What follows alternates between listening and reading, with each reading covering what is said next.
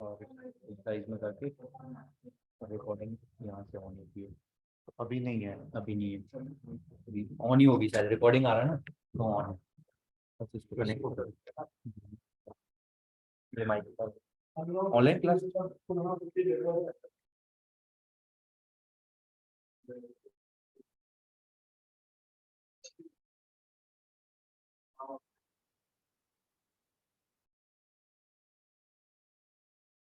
Online को join करते हो? नहीं नहीं नहीं करता हूँ। आधे घंटे मेरे एक दो लोग एक दो कुछ ही करते हैं। रिकॉर्डिंग जरूरी है कि रात को भी चल बाद में कभी किसी होगी तो रिकॉर्डिंग दे तेरा ना सोचना ही घर से कर दो।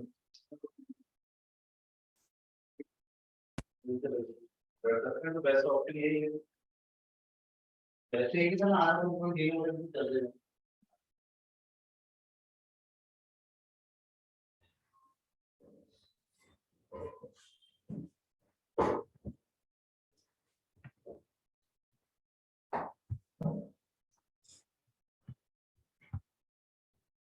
क्या डिस्कस कर रहे थे अपन? लिस्ट।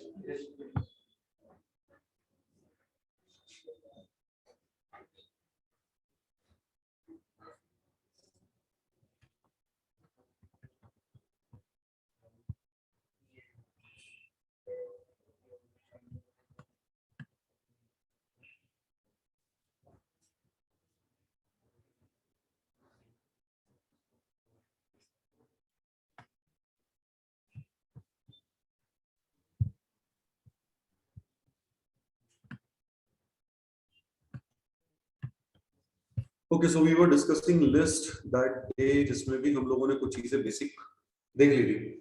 ठीक है, देखा था कि लिस्ट होता क्या है। ठीक है, collection of objects we were calling it. इसके अलावा आर्बिट्री ऑब्जेक्ट्स जो है लिस्ट में हो सकते हैं, ये हमने देखा था।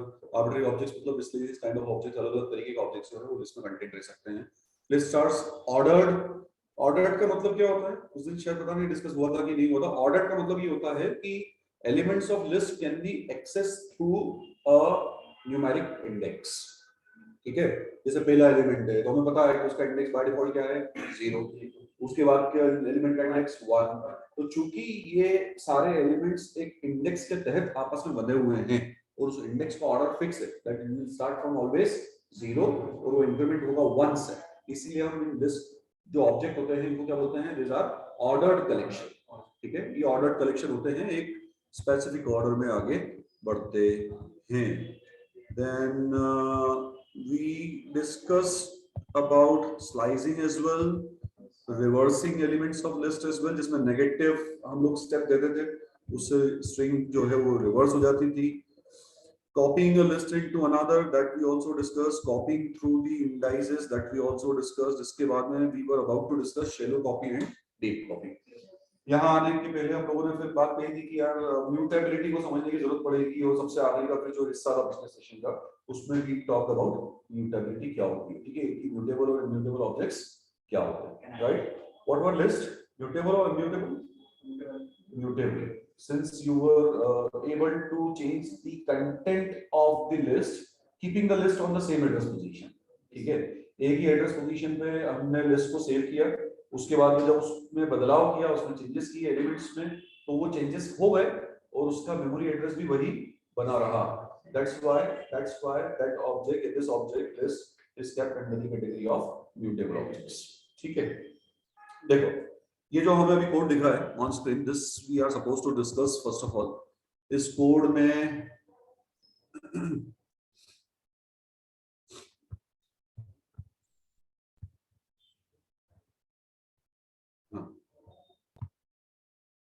इस कोड में अगर बात करें तो सबसे पहले एक लिस्ट हमने ली है। इस लिस्ट में there are few elements and those elements are starting from 1, they are going up to 10। तो 10 एलिमेंट्स हैं जो टोटल लिए हैं यहां पर।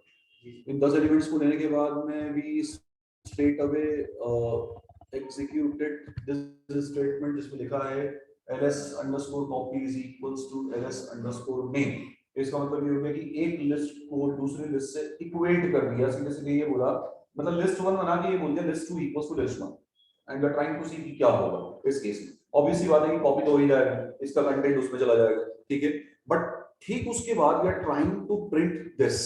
अब ये क्या है, इस स्टेटमेंट को देखोगे प्रिंट के अंदर की व्हाट इज दिस, इसमें हमने दरअसल एक एक्सप्रेशन लिखा हुआ है जिसकी कोई वैल्यू जनरेट हुई, ठीक है। वो एक्सप्रेशन क्या लिखा है, id of ls underscore copy is equals to id of ls underscore main। वो डबल इक्वल्स टू लगाने का मतलब ये होता है कि this is a conditional statement, हम जांच रहे हैं कि क्या इसका आईडी इसके आईडी के बराबर है या नहीं है। तो अगर इन दोनों के आईडी बराबर होंगे तो प्रिंट होगा ट्रू, अगर इनके आईडी बराबर नहीं होंगे तो प्रिंट होगा false। तो this is a conditional statement basically which is going to return a boolean output, ठीक है, ईदर ट्रू और false। फाइन, ठीक है, चलो इसको एग्जीक्यूट किया, एग्जीक्यूट करने के बाद में वेयर इज दैट हियर, इसको एग्जीक्यूट किया, एग्जीक्यूट करने के बाद में मैंने देखा नीचे जो 3 आउटपुट्स लिखे हुए हैं उसमें से पहले आउटपुट को देख लो, भी बाकी के बारे में बात करते हैं। फर्स्ट आउटपुट क्या आया है, ट्रू। इसका मतलब ये हो गया कि जब आपने एक लिस्ट बना के लिस्ट 1 नाम देके अगर उसमें लिस्ट 2 इक्वल्स टू लिस्ट 1 इस तरीके से अगर एक ऑपरेशन चलाया तो इसका मतलब ये हो जाता है कि उन दोनों लिस्ट के मेमोरी लोकेशंस अलग-अलग नहीं है, वो दोनों एक ही मेमोरी लोकेशन पे पॉइंट कर रहे हैं, ठीक है। तो इस तरह से हमने जो कॉपी किया है, जब कॉपी के बाद में दो लिस्ट ऑब्जेक्ट एक ही मेमोरी लोकेशन पे अगर पॉइंट करते हैं तो उस तरह की कॉपी को यहाँ पर जो नाम दिया गया है वो कहा जाता है शैलो कॉपी, ठीक है। So when you are trying to copy one list into another, but then after the execution of copy statement, if both the list, the original one and the copied one, are pointing towards the same memory location, then this type of copy operation is called shallow copy operation, ठीक है। ये shallow copy कहलाता है। अब shallow copy में एक समस्या है, वो समस्या क्या है वो आपको आने वाले और जो स्टेटमेंट्स हैं उसमें समझ में आएगा। वो स्टेटमेंट को अगर देखोगे तो ठीक इसके बाद क्या लिखा है, effect of shallow copy. Shallow copy का जो है इफेक्ट है वो क्या आ रहा है यहाँ पर, तो उसमें कहा गया है, यहाँ देखो हमने क्या किया, ls अंडरस्कोर मेन और उसके बाद में इंडेक्स 0 बराबर एक वैल्यू देती व्हिच इज 100। तो what we are trying to do here, we are trying to change the first element of list ls underscore main. दो में से जो पहली लिस्ट थी उसके पहले एलिमेंट को चेंज करने की कोशिश कर रहे हैं। पहला एलिमेंट जो 1 था उसको मैं चाह रहा हूं कि बदल के 100 हो जाए, हो तो जाएगा क्योंकि मुझे पता है कि म्यूटेबल ऑब्जेक्ट है, राइट। इसीलिए यहां पर इस ऑपरेशन को मैंने परफॉर्म किया। ऑपरेशन परफॉर्म करने के बाद में अगेन आई ट्राइड चेकिंग कि इन दोनों के जो एड्रेसेस हैं वो सेम है या अलग है, fine. And I again observe that कि दूसरा आउटपुट जो नीचे दिख रहा है उसमें समझ में आएगा कि फिर से even after changing the first element of one list the address of both the list remains same, ठीक है।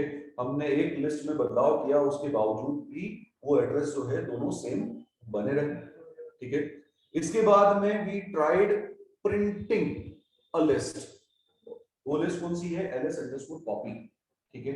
चेंज किसमें किया था, मेन, लेकिन प्रिंट किसको कर रहे हैं, कॉपी को। अब तो जिसमें चेंज किया था उसको प्रिंट नहीं कर रहे हैं, दूसरी वाली को प्रिंट कर रहे हैं।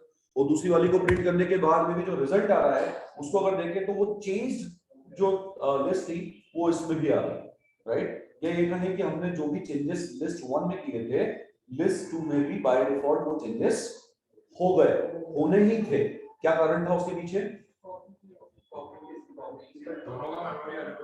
दोनों का मेमोरी एलोकेशन सेम है, राइट। हम लोगों ने जो शुरुआत में लिस्ट 1 बनाई थी उसके बाद में जब हमने लिस्ट 2 इक्वल्स टू लिस्ट 1 लिखा तो चूंकि दोनों ही लिस्ट एक ही मेमोरी लोकेशन पे पॉइंट कर रही थी तो बेटा इस बात से कोई फर्क नहीं पड़ता कि आप लिस्ट 2 में कोई बदलाव करो या लिस्ट 1 में कोई बदलाव करो, जब आप उस मेमोरी स्लॉट पे कोई भी बदलाव करोगे तो अल्टीमेटली वो दोनों ही लिस्ट में रिफ्लेक्ट होगा, ठीक है।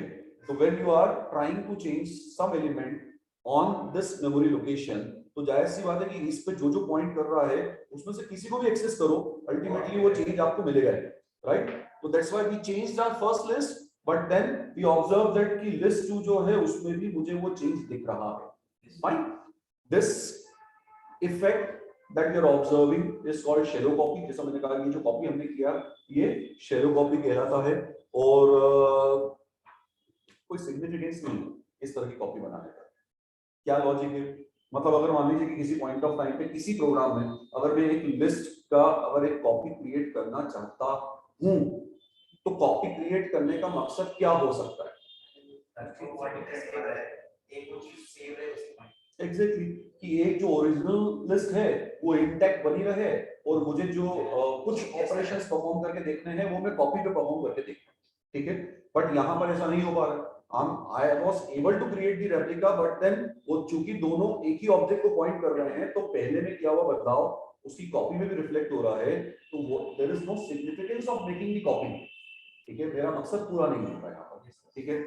मतलब इससे अच्छा तो मैं ओरिजिनल को चेंज कर लेता, ओरिजिनल को चेंज करके वही सारे ऑपरेशन कर लेता। पर चूंकि यहाँ पे original got change with the change in the copy या फिर वाइज एंड वर्सा, तो इसीलिए shallow copy is not having much significance as far as programming requirement has been concerned, but ये तो होगा ही। ये इसीलिए होगा क्योंकि स्ट्रिंग्स जो हैं हम coming back to that thing जो हमने पिछली बार डिस्कस की है, ठीक है। लिस्ट जो है सॉरी वो म्यूटेबल ऑब्जेक्ट्स, ठीक है। और म्यूटेबल ऑब्जेक्ट्स का मतलब यही होता है कि आप जब इनमें कोई भी बदलाव करते हैं तो वो बदलाव जो है वो सेम मेमोरी लोकेशन के करस्पॉन्डिंग हो जाता है, ठीक है। अब इस सिचुएशन से बाहर कैसे आए? लिस्ट आर म्यूटेबल, ठीक है। लिस्ट की कॉपी बनाने की मैंने कोशिश करी बट देन वो कॉपी शेलो बन गई। शेलो बनने का मतलब ये हो गया कि मेरे पास दरअसल प्रोग्राम को देख रहा हूं तो ऐसा लग रहा है कि दो ऑब्जेक्ट्स हैं, पर दरअसल वो दोनों पॉइंट किसको कर रहे हैं? सेम ही को कर रहे हैं। तो अगर वो एक ही को पॉइंट कर रहे हैं तो there is no point of caring two different names, two different objects. तो what will I do here in order to make a exact copy of a list so that कि मैं उस कॉपी के ऊपर अगर काम करूं तो मेन में कोई चेंज नहीं है। मैं एक डिफरेंट मेमोरी लोकेशन पे ले जाकर सेम कंटेंट कॉपी करके वहां पर रखना चाहता हूं, ठीक है। तो in such circumstance the things comes up with a name जिसे हम कहते हैं डीप कॉपी, ठीक है। तो इसीलिए शैलो कॉपी के बाद में then comes the new concept and that concept is what you call deep copy. अब डीप कॉपी में करना क्या है? पैच तो पूरा वही है प्रोग्राम का, बस कॉपी करने का जो क्राइटेरिया है, जो तरीका है वो हमने थोड़ा सा चेंज कर दिया है, बदल दिया है। इसमें अगर तुम देखोगे तो ls_main again a list are taken and then we tried copying the content of main into the other list, but then the statement is bit altered here. पिछली बार हम यहाँ पे केवल ls_main लिख रहे थे, यहाँ पे हमने वो ब्रेसेस लगा दिए, बीच में कॉलम लगा दिया। ऐसा करते हैं अगर तो इस केस में, वैसे हम लोगों ने इंडेक्सिंग जब पढ़ी थी, स्लाइसिंग जब पिछली बार, तो अगर यहाँ पे फर्स्ट आर्गुमेंट नहीं दिया है, सेकंड आर्गुमेंट नहीं दिया है, का मतलब क्या होता था? स्टार्ट टू एंड पूरी लिस्ट हमें उठा के लानी, ठीक है। तो इसका मतलब क्या हो गया? ls_main के पहले एलिमेंट से लेकर आखिरी एलिमेंट तक what is the default value of step? 1, ठीक है। तो पहले एलिमेंट से लेकर आखिरी तक सभी एलिमेंट्स को उठाकर मुझे कॉपी करना है इन दिस रेप्लिका, फाइन। जब ये कॉपी होगा तो इसके बाद में आई विल अगेन ट्राई, जो मैंने पिछले बैच में किया था, आई विल अगेन ट्राई कि मैं एक बार इन दोनों के एड्रेसेस चेक कर लूं, ठीक है। ऐसा तो नहीं कहीं कि ये जो ओरिजिनल लिस्ट है, वो जो कॉपीड लिस्ट है, वो फिर से एक ही मेमोरी एड्रेस पे पॉइंट कर रही है। अगर करेंगी तो हमारा प्रॉब्लम सॉल्व नहीं हुआ इन दैट केस। फिर वही हो जाएगा कि यार एक में चेंज करूंगा तो दूसरे में रिफ्लेक्ट हो जाएगा, फाइन। तो आई एग्जीक्यूटेड दिस, पीछे वैसे रिजल्ट उसका लिखा ही है, उसमें क्या आ रहा है? False. That false now is indicating us that कि जो आपकी ओरिजिनल लिस्ट है उसका जो मेमोरी एड्रेस है या उसका जो स्लॉट है रैम में, that is different than the copied one, ठीक है। वो अलग है, वो जो कॉपीड लिस्ट आपकी आई है उसका एड्रेस इस बार अलग है। तो इस बार आपने एक्चुअली उस ऑब्जेक्ट की कॉपी क्रिएट करके उसको एक नया मेमोरी स्पेस एलोकेट कर दिया है, राइट। एंड देन उसके बाद में फिर हम नीचे गए और नीचे जाके फिर हमने क्या किया, वापस से पिछली बार किया था, आपने आपकी मेन लिस्ट में फिर एक बदलाव किया। पहली पोजीशन पे जो एलिमेंट 1 था उसको आपने बदल के 100 कर दिया और उसके बाद में आपने दूसरी लिस्ट प्रिंट करी। जब आपने उसको प्रिंट किया तो आपने ये देखा कि उस लिस्ट में वो चेंज रिफ्लेक्ट नहीं हो रहा है, right. That copy is intact. आपने एक लिस्ट में जब बदलाव किया तो उसका रिफ्लेक्शन दूसरी लिस्ट पे नहीं आ रहा, फाइन। तो दिस सॉल्व्स दैट सिचुएशन। वो जो परिस्थिति थी उसका हल जो है वो इस तरीके से निकला, फाइन। तो हम जब ट्रेडिशनली कॉपी ऑपरेशन उस तरीके से चला रहे थे जो पिछले कोड में हमने देखा था, that copy operation is a shallow one, but then doing this small change in the syntax उस कॉपी ऑपरेशन को शैलो से क्या बना देता है? डीप बना देता है। This is what you call deep copy, in which a list is getting copied into the other one and this is the actual copy since both the list, the original one and the copied one, are having two different memory locations, ठीक है। इनके अलग अलग memory locations हैं दोनों के। That's Got it? There is one more way of achieving this deep copy thing.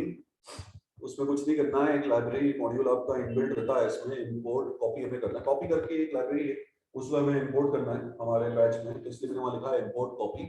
उसका एक लिस्ट लेना है जिसमें यहाँ ली है लिस्ट 1 विद एलिमेंट्स 1 2 3, राइट। और उसके बाद में उस लाइब्रेरी के एक मेथड को कॉल करना है, तो copy dot deep copy, right. और उसके साथ में फिर आपको एज एन आर्गुमेंट उस लिस्ट को पास ऑन करना है जिसकी आप कॉपी बनाना चाहते हैं, और कैचिंग वैल्यू रिसीविंग वैल्यू उसको लेना है जो आपकी कॉपी रहेगी, राइट। तो लिस्ट 1 की डीप कॉपी कर रहे हैं and the result is gonna be saved into list 2, right. और फिर तरीका वो है। इसके बाद में एक चीज और देख लो, इशारा में पिछली बार यूज नहीं करी होगी, del this function we use for deleting an element of the list। इसके अंदर आप किसी भी लिस्ट का एक स्पेसिफिक एलिमेंट मेंशन कर सकते हो फॉर डिलीटिंग इट। तो वो पिछली बार जो मैं चेंज कर रहा था वो चेंज, ये भी चेंज ही है, पर एक अलग तरह का चेंज करके देखना, ठीक है। तो फिर मैंने क्या करा, लिस्ट 1 के 0th पोजीशन पे, मतलब जो पहला एलिमेंट है उसको आई डिलीटेड, ठीक है। एड्रेस वगैरह भी चेक कर लिया, दोनों के एड्रेस सेम है या नहीं, और उसके बाद में दोनों लिस्ट प्रिंट कर दी, दोनों कि देखो यार क्या होता है। इसका एग्जीक्यूशन किया, तो एग्जीक्यूशन करने के बाद में रिजल्ट में देखो what I am observing here, सबसे पहले दोनों के एड्रेसेस क्या हैं, अलग अलग हैं, मतलब कि वो डीप कॉपी हो गई थी, राइट। वो चेंज करने के बाद ही अलग रहे, जाहिर सी बात है अलग ही रहेंगे, चेंज करने में एक तो हो नहीं जाएंगे, राइट। और दोनों लिस्ट जब प्रिंट करी तो लिस्ट 1 में जो डिलीशन किया था उसके बाद में लिस्ट 1 में दो एलिमेंट्स रह गए 2 और 3, और जो हमारा कॉपीड वर्जन था उसका उसमें तीनों एलिमेंट्स है 1 2, ठीक है। तो ये सेम चीज है, ये भी डीप कॉपी है, बस एक और तरीका है डीप कॉपी को अचीव करने का, अपार्ट फ्रॉम दैट जो उसके पहले हमने देखा, fine. So these are two ways of reaching that point of applying the concept of deep copy on lists, ठीक है। लिस्ट से कोई सा एलिमेंट डिलीट होता है तो उसका जो नेक्स्ट पोजीशन जैसे वही रहेगी कि बाद में हमें चेंज करते हैं, इंडाइसेस रीअलोकेट हो जाएंगे, 5वें नंबर का अगर डिलीट कर दिया है तो जो अगला है वो 5 हो जाएगा, ठीक है। इंडेक्स में से ये मत समझना कि इंडेक्स पे हटते जाएंगे, ऐसा नहीं होगा। अगर इंडेक्स नंबर 5 का जो एलिमेंट है वो डिलीट हुआ है तो जो इंडेक्स नंबर 6 है वो इंडेक्स नंबर 5 बन जाएगा, इंडेक्स नंबर 7 जो है वो इंडेक्स नंबर 6 बन जाएगा, एंड सो ऑन, ठीक है।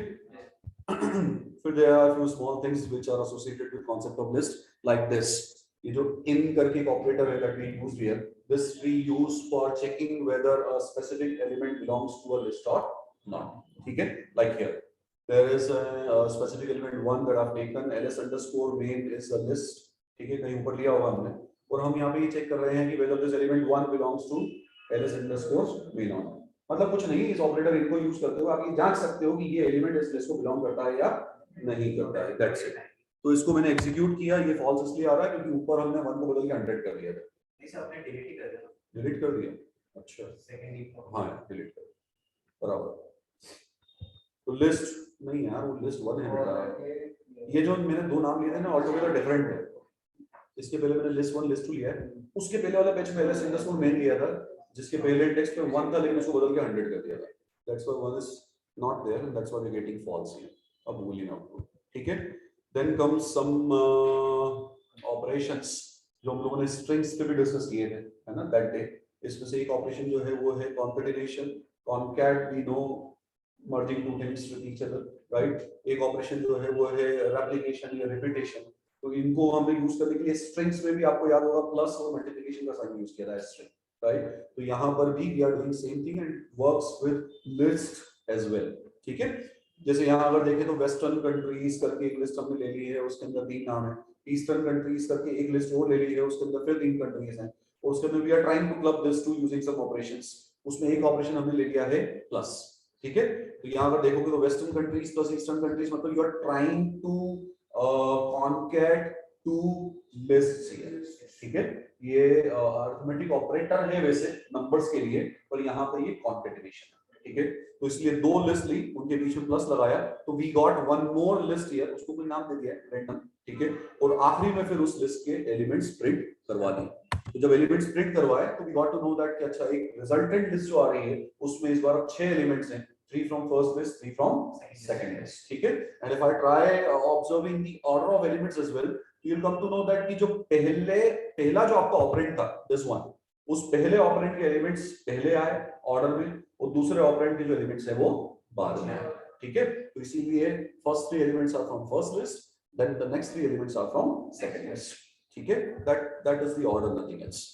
इसके बाद में दैट एस्टेरिस्क या रिपीटेशन या रेप्लिकेशन की अगर बात करें तो यहाँ पर one list among those two is getting multiplied with 2, ठीक है। ये मल्टीप्लिकेशन विद 2 जो है वो कोई अरिथमेटिक मीनिंग कैरी नहीं कर रहा, इसका मतलब होता है रिपीटेशन। इस स्ट्रिंग के एलिमेंट्स को रिपीट करके रिजल्टेंट, इस लिस्ट के एलिमेंट्स को रिपीट करके रिजल्टेंट लिस्ट बनानी है, ठीक है। कितनी बार रिपीटेशन करना है? 2 बार।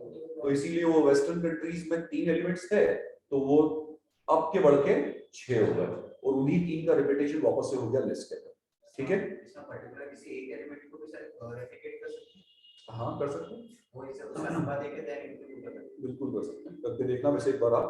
पर इसके अलावा और भी तरीके हैं, आगे अपन और भी ऑपरेशन देखने वाले हैं, उसमें अपेंड आएगा, एक्सटेंड आएगा, उन सब चीजों से किया जा सकता है एलिमेंट वाइज का लिस्ट के ऊपर, फाइन।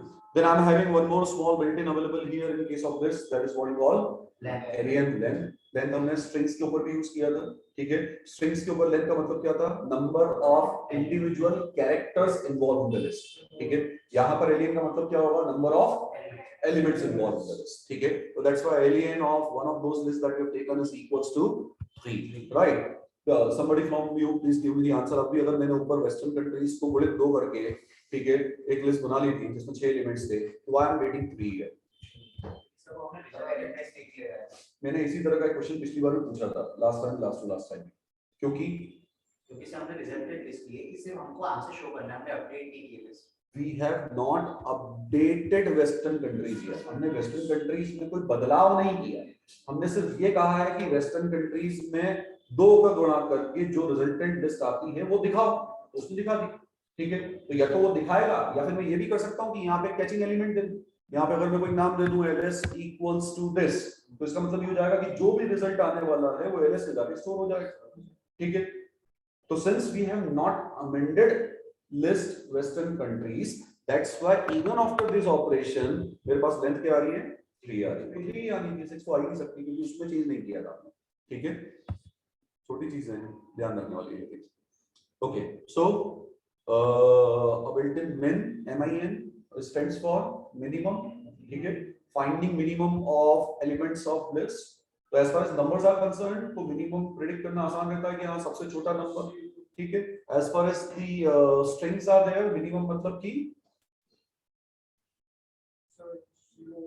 अल्फाबेटिकली सॉर्ट कर लो और उसमें से जो तुम्हें पहले लगता है वो पहले आ जाएगा, ठीक है। और अल्फाबेटिकली में भी अगर छोटा और बड़ा दोनों हो तो small letters, capital letters, small will come first, capital afterwards। What is the reason behind this? ASCII codes। यहाँ कुछ और भी बोलते हैं उसको, यूनिकोड्स नहीं, ASCII codes। क्या होता है मतलब ASCII codes का? वो वैल्यू असाइन होती है ABCD की, कैपिटल की अलग होती है, स्मॉल की अलग होती है, 0 से 9 तक की वैल्यू अलग होती है। ASCII का मतलब क्या? तो अपने सिलेबस में नहीं है लेकिन फिर भी ऐसे ही मुझे भी याद नहीं, मैं भी एक ट्रायल हुआ, American standard code for information interchange, ऐसा कुछ तो भी होता है, इसके आसपास ही। ASCII कोड्स दरअसल आपके जो ये जो आपका जो कीबोर्ड है, इस कीबोर्ड पे नंबर ऑफ कीज जितनी भी अवेलेबल है, ठीक है, वो कीज है, लेकिन उन कीज के जरिए आप जितने कैरेक्टर प्रिंट कर सकते हैं, ठीक है, वो कितने होते हैं? शायद 255 256 कुछ कैरेक्टर होते हैं, 02255 उनके कोड्स होते हैं। हर एक कैरेक्टर के साथ में एक यूनिक कोड एसोसिएटेड है, ठीक है, वो उसका ASCII कोड कहलाता है, ठीक है।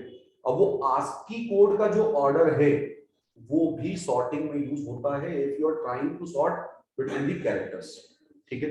तो हम जो बोल रहे हैं कि स्मॉल a या कैपिटल A के बीच में अगर सॉर्टिंग की बात करें तो कौन पहले आएगा, तो जिसका ASCII कोड पहले होगा वो पहले आएगा, ठीक है। जैसे इसी के ऊपर करके देख लेते हैं। ये वेस्टर्न कंट्रीज में कनाडा में C जो है वो कैपिटल है, ठीक है। अभी ये वेस्टर्न कंट्रीज को जाके इसमें बदलाव करके आ जाता है। कहाँ है हमारा western countries? Here it is.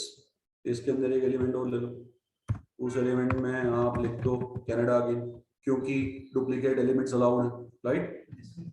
तो एक कैपिटल वाला भी हो गया, एक स्मॉल वाला भी हो गया। आई वेंट देयर मिनिमम वाले पार्ट में, इसको एग्जीक्यूट किया, आई हैव गॉट दी कैपिटल वाला।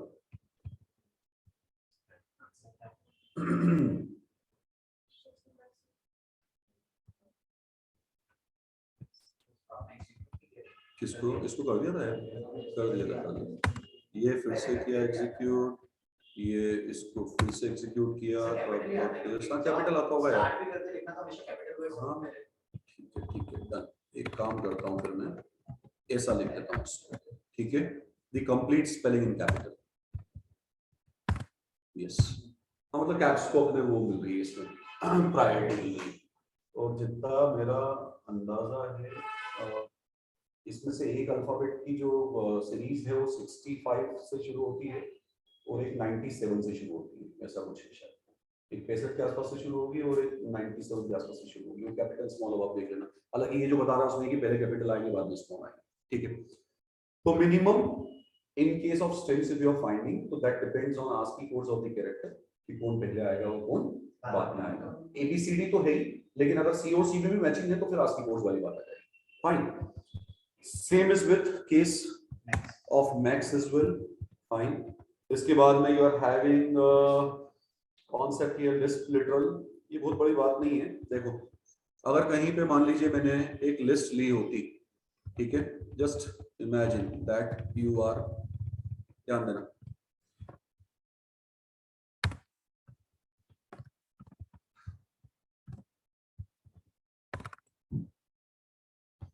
having a list of this kind and then you're trying to access its specific value using index. What will I get here? Oh, good. 2.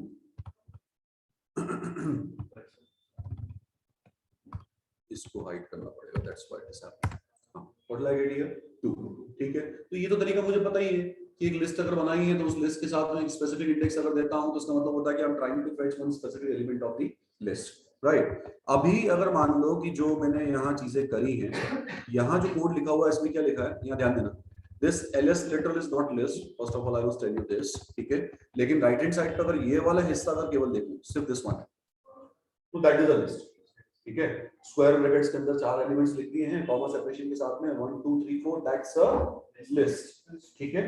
ठीक उसके बाद में एक और स्क्वायर ब्रैकेट है जिसके अंदर लिखा है 1, जो ये बता रहा है कि इस लिस्ट का, स्पेसिफिकली इस लिस्ट का the element which is on index number 1 that I'm trying to fetch, ठीक है।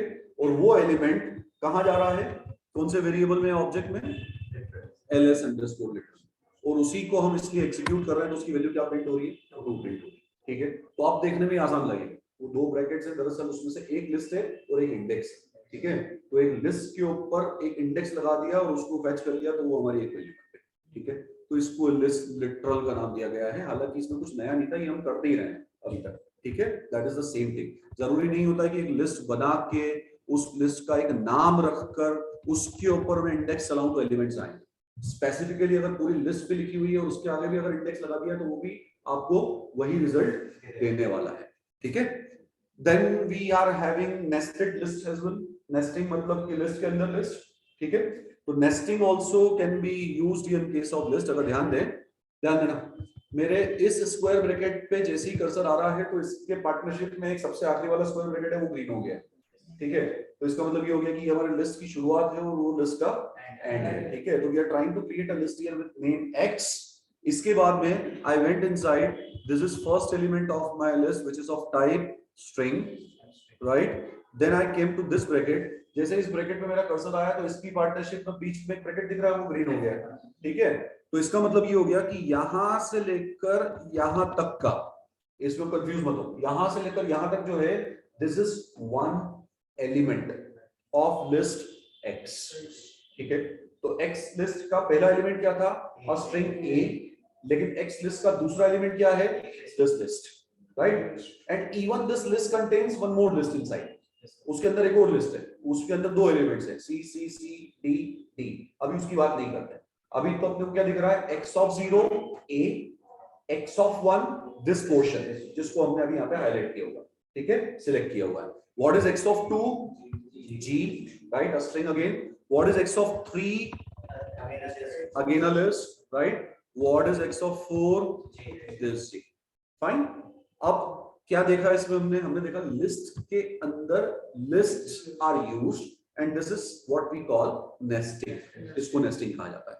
And even within this list you are having 4 elements, जिसमें से पहला एलिमेंट जो है that's a string bb, दूसरा जो एलिमेंट है that's a list in which you are having 2 elements, and third and fourth elements are strings again, ठीक है। तो ये nesting किसी भी लेवल तक की जा सकती है और लिस्ट के अंदर इस तरीके से आप जो है लिस्ट ले सकते हैं।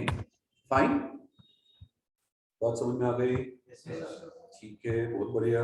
तो एक बात बताओ मुझे, अगर मैं x की बजाय x ऑफ 1 अगर प्रिंट करूंगा तो मुझे क्या मिलेगा? वो फर्स्ट एलिमेंट के बाद जो पूरा ब्रैकेट जो हमने देखा था शायद वो लिस्ट हमें मिल जाएगी, ठीक है। What will happen if I try to print this? Is it valid और not? It is valid. What will I get here? bb। मतलब कि वो जो x ऑफ 1 में जो लिस्ट है उस लिस्ट पे हम लोग इंडेक्सिंग करके उसका पहला एलिमेंट लाने की कोशिश कर रहे हैं, तो probably I am going to get bb, right. What will I get if I take 1 here? हाँ, that list which is there inside CCCD, ठीक है। तो इस तरीके से ये 2 डायमेंशनल चीज है, इसमें आप अलग अलग तरीके के इंडाइसेस लेते हुए एलिमेंट्स को एक्सेस कर सकते हैं। Nesting, fine. Lists are mutable. Yes, we know they are mutable. What is new in that? कुछ खास बात नहीं है इसमें। एशियन कंट्रीज करके एक लिस्ट ले ली है जिसके अंदर कुछ कंट्रीज का नाम इंक्लूड कर दिया है, जिसमें से पहली कंट्री इंडिया में आई स्मॉल दिख रहा है टू बिगिन विद, राइट। उसके बाद में फिर उस लिस्ट में पहले एलिमेंट में जो इंडिया है बदलाव किया है, उस एलिमेंट को बदल के ऐसा कर दिया है जिसमें आई को क्या कर दिया है, कैपिटल कर दिया है। वो बाद में फिर उस लिस्ट को प्रिंट करवा दिया है, प्रिंट करा, देखा, वो प्रिंट हो गया।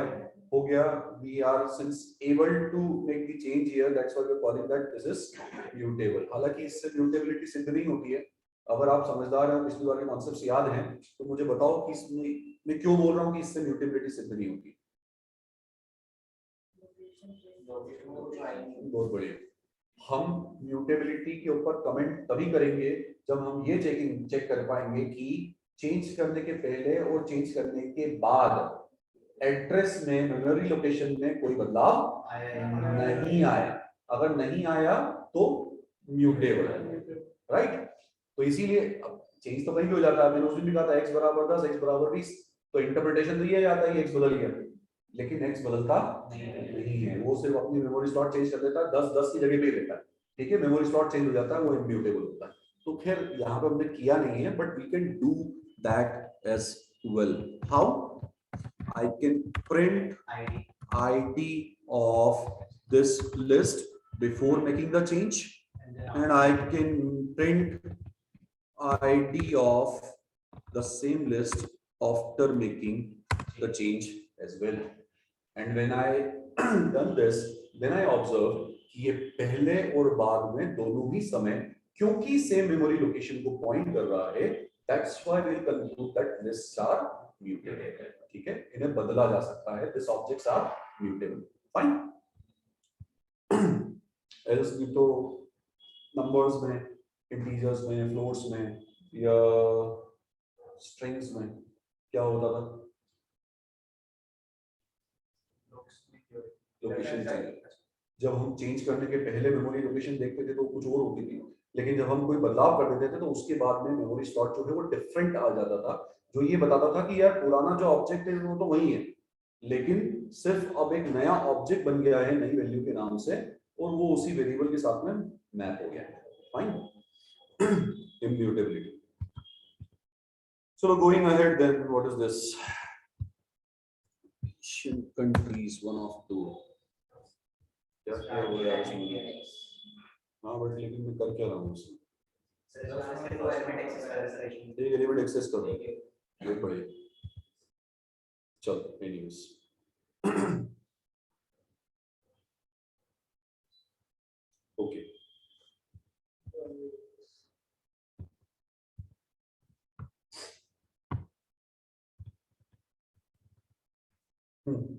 इस वाले कोड को देखो, इस कोड पे क्या कहा गया है, Asian countries 1:2 equals to Afghanistan, उसको भी ब्रेसेस में दे दिया है।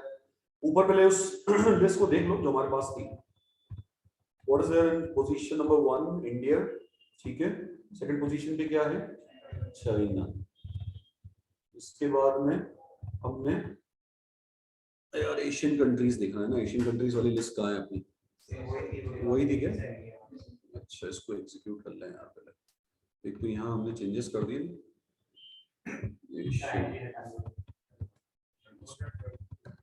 ऐसा सब खत्म ही करो, कहानी खत्म।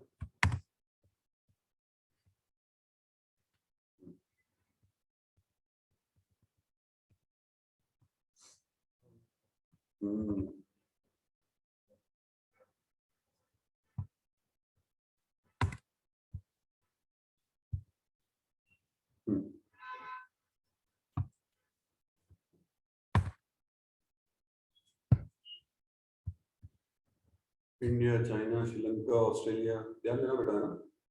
पहली पोजीशन पे इंडिया, सेकंड पोजीशन पे, थर्ड पे श्रीलंका। जब मैंने इस वाले कोड को एग्जीक्यूट किया, इसके बाद में सेम लिस्ट को पढ़ रहा हूँ वापस। फर्स्ट पोजीशन पे इंडिया, सेकंड पे जो क्या था पहले चाइना, थर्ड पोजीशन पे यही था पहले भी, ठीक है। इसका मतलब क्या हुआ, China got replaced by Afghanistan, ठीक है। तो इसका मतलब ये हो जाता है कि ये जो स्टेटमेंट यहाँ पे लिखा हुआ है, दिस स्टेटमेंट गॉट एग्जीक्यूटेड, और ये इस तरीके से चला कि आपने आपकी लिस्ट के किसी एक स्पेसिफिक इंडेक्स पे, स्पेसिफिक पोजीशन पे जो एलिमेंट है उसको आपने रिप्लेस कर दिया, ठीक है। तो यहाँ पर एशियन कंट्रीज द लिस्ट, अगर इसको ध्यान दो तो 1:2 this got replaced by Afghanistan. अब ये 1:2 का मतलब क्या है, 1 is the position corresponding to which you are trying to replace, ठीक है। और 2 is the stopping criteria, आप ये बोलो कि आपका stopping criteria। और जब भी 2 stopping criteria होता है तो आपको पता है कि -1 करके आपको रुकना पड़ता है, ठीक है। मतलब हम जब स्लाइसिंग भी कर रहे थे तो हमारे लिए जो सेकंड चीज होती थी स्टॉपिंग क्राइटेरिया, हमेशा हम उसमें से क्या करते थे, -1, ठीक है। तो कुल मिला के on position number 1 you need to insert this, fine.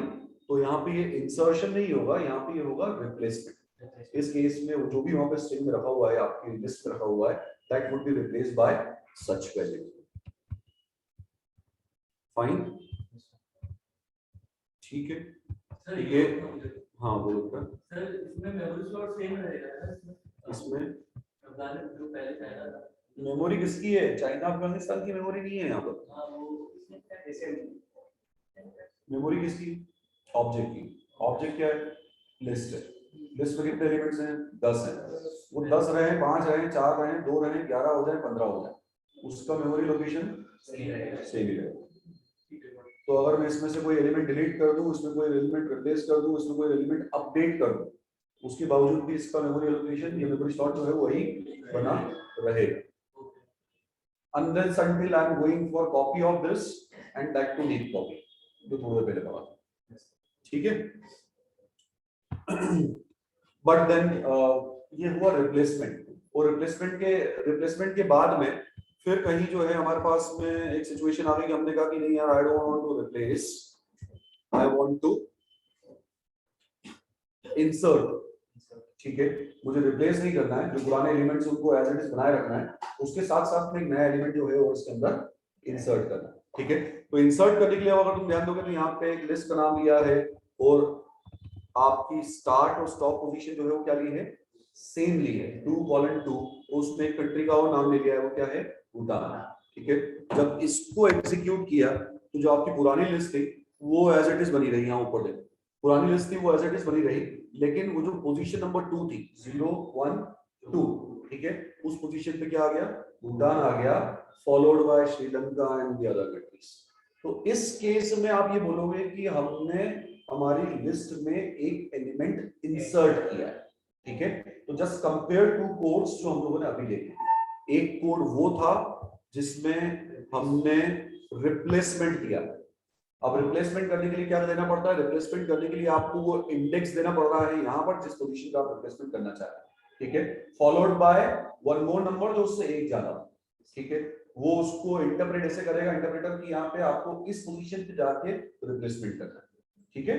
और अगर आपको नया एलिमेंट इंसर्ट करना है ऑन अ स्पेसिफिक पोजीशन, तो in that situation you need to give the things like this, जैसा हमने यहाँ दिया, here it is the same indices got repeated start and stop, वो आपने दिया तो वो फिर इंसर्शन हो गया, नया insertion, fine. What is this? As the name is saying, हाँ देख के आए थे पहले, deleting a specific element of the list, ठीक है, वो specific element क्या जो अभी हमने इंसर्ट किया था भूटान, है ना, सेकंड पोजीशन पे 0 1 2 सेकंड इंडेक्स पे जो भी रखा हुआ है उसको यहाँ पर डिलीट कर दो तो डिलीट हो जाएगा। तो DEL कुल मिला के ये हमने ऑपरेटर में देखा ही था, ठीक है। If I want to delete multiple items in one stretch, एक ही बार में multiple items delete करने हैं तो what I have to do, एक लिस्ट ली है A जिसके अंदर एलिमेंट्स हैं A B C D E and F, 6 elements हैं, उसके बाद में हमने क्या प्रिंटिंग करी होगी, प्रिंटिंग करी है उस लिस्ट की, फाइन। प्रिंटिंग करने के बाद में what we have done, delete कर दी। कैसे डिलीट होगा जरा बताओ, यहाँ पे DEL तो यूज ही नहीं हुआ, हाउ थिंग्स गॉट डिलीटेड, कुछ है ही नहीं, मतलब एम्प्टी लिस्ट है, वेरी गुड। ध्यान देना, सबसे पहले तो मैं प्रिंट करवाऊं ए को, अब इसका आउटपुट देखो, मतलब ये चल रहा था थोड़ा कंफ्यूजिंग हो गया था इसलिए यहाँ पे तीनों चीजें प्रिंट करवा के देख लिया, यहाँ देखना। तो this was my original list जिसमें है 6 एलिमेंट्स, पहला प्रिंट आपके सारे एलिमेंट्स को प्रिंट कर रहा है, ठीक है, तो इसलिए आपको पहले आउटपुट में सब दिख रहा है ABCDEF, राइट। उसके बाद जो मैंने प्रिंट किया है वो सिर्फ एक प्रिंट है, मैं ये दिखाना चाह रहा हूं कि this specific portion is this patch of the list, क्योंकि मैं उसी को डिलीट कर दूं, दैट्स व्हाई, फाइन।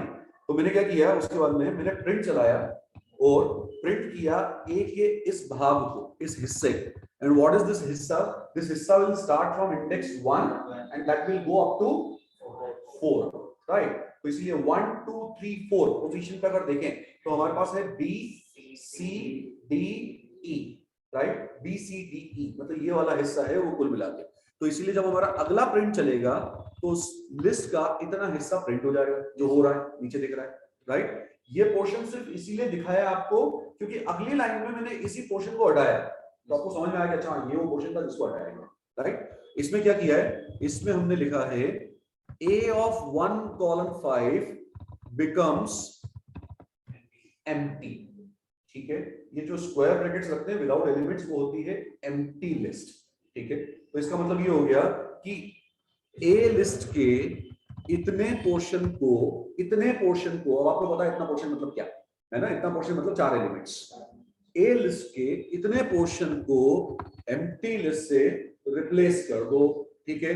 तो ऐसी सिचुएशन में जब ये चेंज आएगा तो ए के अंदर क्या बचेगा, ए के अंदर बचेगा केवल ए और F, so that's why A got changed accordingly and finally we are getting that A and F, fine।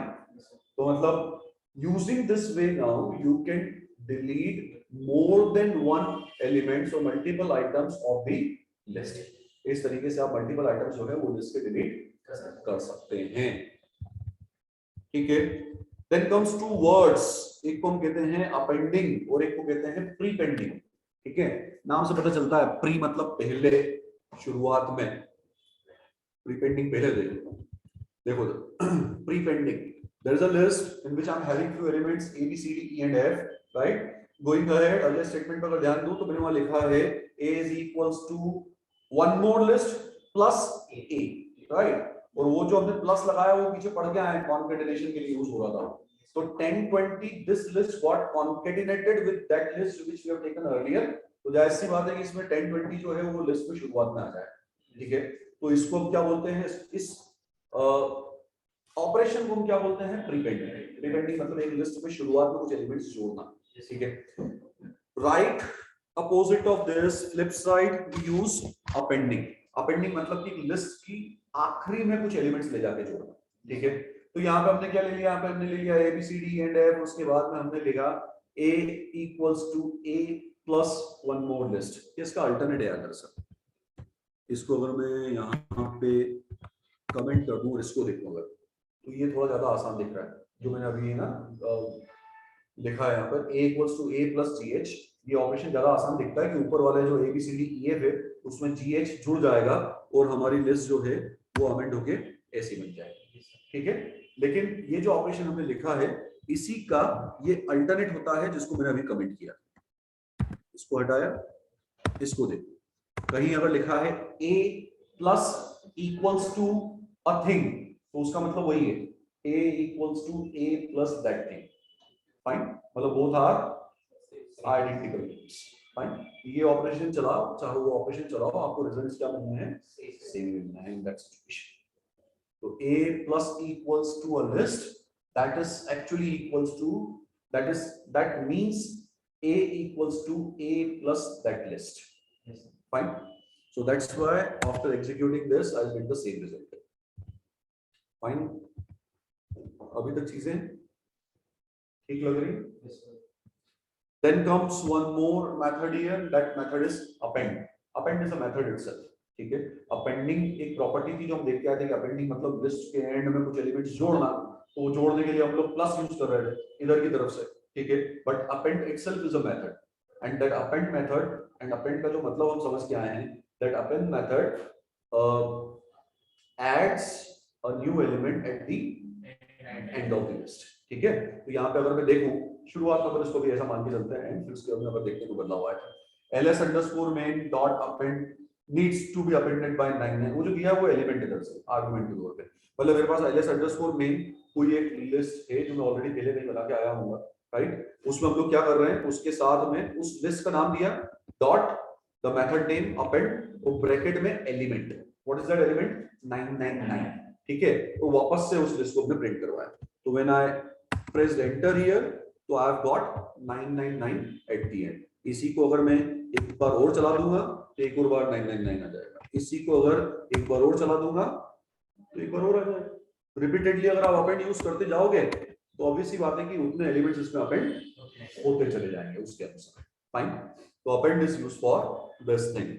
अब इसके बाद में एक मेथड और है जिसे हमने कहा यहाँ पे एक्सटेंड, ठीक है। अब एक्सटेंड का मतलब ये हो गया कि you will add elements at the end of the list, but then हमने यहाँ पे एलिमेंट ना बोलते हुए एलिमेंट्स कहा, मल्टीपल एलिमेंट्स, ठीक है। तो इसीलिए लिस्ट का नाम दिया, उसके बाद में मेथड का नाम लिखा एक्सटेंड, और फिर as an argument as an parameter आपने एक लिस्ट और दे दी जितने एलिमेंट्स आपको जोड़वाने हैं उसमें। तो अभी जो ऊपर वाली जो पोजीशन थी उसको देखो ध्यान से, इस वाले को, ये हमारा अभी तक का स्टेटस है ls_main का। इसके ऊपर अगर मैंने एक्सटेंड चलाया 22-23 के साथ तो क्या होगा, उसके आगे 22 33 जुड़ जाएगा, एक और बार चलाऊंगा तो एक और बार जुड़ जाएगा। तो append is appending with one element and extend is extending with multiple elements, and let's try this with append as well। मतलब मैं कोशिश कर रहा हूँ कि यार ऐसा क्यों यार, अपेंड एक एलिमेंट जोड़ रहा है और एक्सटेंड जो है वो मल्टीपल एलिमेंट्स जोड़ रहा है। Let's try this adding multiple elements through append. एक काम करें, अपेंड को यूज करते हुए मल्टीपल एलिमेंट्स जोड़ने की कोशिश करते हैं। तो जैसे एक्सटेंड यूज किया था वैसे अपेंड यूज करने की कोशिश करेंगे, ठीक है। लिस्ट का नाम दिया, अपेंड दिया, और अपेंड के साथ में फिर वही दो एलिमेंट्स एक लिस्ट बना के दे दिया और एंटर प्रेस किया। तो जैसे एंटर प्रेस किया आई have got one observation that कि वो एलिमेंट तो आ गया आखिरी में, पर वो दो एलिमेंट्स ऐड नहीं हुए। दरअसल लिस्ट के अंदर एक लिस्ट जुड़ गई, ठीक है। इसका मतलब ये हो गया कि वो जो अपेंड था उस अपेंड ने इस को एक एलिमेंट की तरह ही कंसीडर किया। हाँ, that element is again of type list, ठीक है। वो एलिमेंट जो है वो सिंगल एलिमेंट है, इस बार वो लिस्ट है, तो उसने आखिरी पोजीशन पे जाके एक लिस्ट ऐड कर दी। अगर मैं इसको वापस से एग्जीक्यूट करूंगा तो एक लिस्ट और ऐड हो जाएगा, अब इंडिविजुअल एलिमेंट्स ऐड नहीं हो रहे। तो this is the difference between extend and append, ठीक है।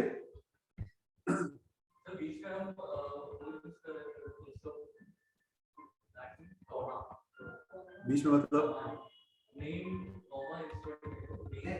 this is the period sign and this sign is indicates that कि ये जो लिस्ट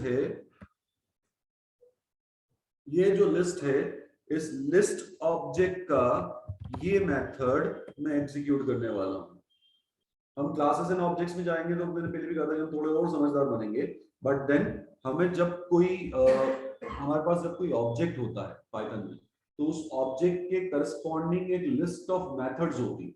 वो लिस्ट ऑफ मेथड्स मतलब लिस्ट ऑफ फंक्शंस होते हैं जो हम उसके साथ जुड़कर यूज कर सकते हैं। लेकिन जब भी किसी ऑब्जेक्ट से एसोसिएटेड मेथड्स को हमें कॉल करना होता है तो उसका एक प्री डिफाइंड फॉर्म है। वो क्या होता है? Object name dot method name, वो मेथड नेम के साथ ब्रैकेट में पैरामीटर्स, आर्गुमेंट्स इफ रिक्वायर्ड। ठीक है, तो that's why here list is my object dot followed by the method associated with that and bracket में द आर्गुमेंट्स जो उस मेथड को चाहिए, पैरामीटर्स। ठीक है, सर वो लिस्ट जो है वो बाद में we get to know about it afterwards. What ये जो हम यूज करते हैं जो फंक्शन है जो आप बता period and all, we learn concept of oops कुछ दिनों बाद। oops में थोड़ा और बेहतर आपको समझ में आएंगी ये सब चीजें। मैं let's see, एक second. ls is equals to a list 1 2 3.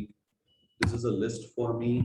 If I try fetching its type, so that will tell me that it is an object of class list that we know. If I apply dir function over ls the object, then I'll get something. Okay, what is this now? सारे methods हैं, functions. और देखो इस इन सब में ये भी दिख रहा है मुझे, append, extend, count, copy, clear, index, extend, insert, pop, remove, reverse, sort, सब कुछ दिख रहा है इसके अंदर। ये क्या बता रहा है? ये बता रहा है कि आपने ये जो लिस्ट टाइप का ऑब्जेक्ट क्रिएट किया था, इस ऑब्जेक्ट के ऊपर आप कौन-कौन से फंक्शंस यूज कर सकते हैं। वो ये सारे। अच्छा, मैं यूज करूंगा कैसे? कर तो सकते हैं, पर करें कैसे? तो यूज करने का तरीका हमेशा क्या रहेगा? यूज करने का तरीका हमेशा क्या रहेगा? द ऑब्जेक्ट नेम डॉट, ठीक है, इसके बाद में मेथड नेम जो भी आप यहाँ पे लेना चाहें, ठीक है, और उसके बाद में आप जो भी उसके आर्गुमेंट की रिक्वायरमेंट है वो दें, एंटर प्रेस कर दें, वो एग्जीक्यूट होता है। Got it? तो every object that you are creating here in Python, या मैं ऑब्जेक्ट से शुरुआत नहीं करता हूं, मैंने शुरुआत में जब पहले दिन से आपको पढ़ाया था मैंने क्या था कि जब आप लिखते हैं x equals to 1, तो we interpret it that way कि we are creating a variable of type integer। जब हम लिखते हैं str equals to in a post of some name, तो we interpreted that we are creating a variable of type string। अगर हम लिखते हैं ls equals to 1 2 3, तो we interpreted that we are creating a variable of type list। But अब काफी दिन हो गए, 4-5 सेशंस हो गए, तो मैंने ग्रेजुअली दूसरी टर्मिनोलॉजी यूज करना शुरू कर दी। ठीक है, एक्चुअली हमें क्या बोलना चाहिए, क्या ज्यादा सही तरीका है? अगर मैं लिखता हूं x equals to 1, तो हमें लिखना है या हमें बोलना है कि we are creating a object of class integer। ठीक है, अगर हम लिखते हैं str equals to an apostrophe in that some name, तो we are creating a object of class string। Similarly here we have created a object of class list। Fine, and whenever you are having objects with you, there will be many associated methods as well। जब objects की बात आएगी तो उसके साथ में associated methods भी आएंगी। You have to wait for oops concept for more details. जिस दिन हम क्लासेस पढ़ेंगे, ऑब्जेक्ट्स पढ़ेंगे, मेथड्स पढ़ेंगे, तो आपको और बेहतर समझ में आएगा कि अच्छा क्लासेस किसको बोलते हैं, ऑब्जेक्ट्स किसको बोलते हैं, मेथड्स का मतलब क्या होता है। आज की मैच्योरिटी में ये समझ लो कि हर ऑब्जेक्ट के साथ में बहुत सारे मेथड्स या फंक्शंस हैं जो उसके साथ में यूज किए जा सकते हैं, और यूज करने का तरीका ऑब्जेक्ट का नाम डॉट, मेथड का नाम और ब्रैकेट में पैरामीटर्स, आर्गुमेंट्स, पैरामीटर्स। ठीक है, तो this things that we are learning here, ये जो अभी हम वहां पढ़ रहे थे नोटबुक पे, this are all methods which are available for list kind of objects. Fine, और इस तरीके से आप जांच भी सकते हो, कहीं भी जाके dir करके किसी भी ऑब्जेक्ट के ऊपर अगर अप्लाई किया तो you will come to know that कौन कौन सी मेथड्स हैं जो कि मैं इंटीजर्स के ऊपर, फ्लोट्स के ऊपर, स्ट्रिंग्स के ऊपर अप्लाई कर सकता हूं। ठीक है, so append comes with a restriction that it always appends just one element at the end of the list। अगर आप multiple element इस फॉर्म में अगर दोगे तो फिर उसको वो सिंगल एलिमेंट की तरह ही ट्रीट करके वो लिस्ट की लिस्ट क्लब कर देगा एज सिंगल एलिमेंट, ठीक है। चलो what is this ls underscore main, उसी लिस्ट के साथ में अब एक और मेथड यूज किया है, दैट मेथड इज इंसर्ट। क्योंकि बहुत हो गया है, आखिरी में ऐड कर दिया, शुरुआत में ऐड कर दिया, अब चाहिए स्पेसिफिक पोजीशन, ठीक है।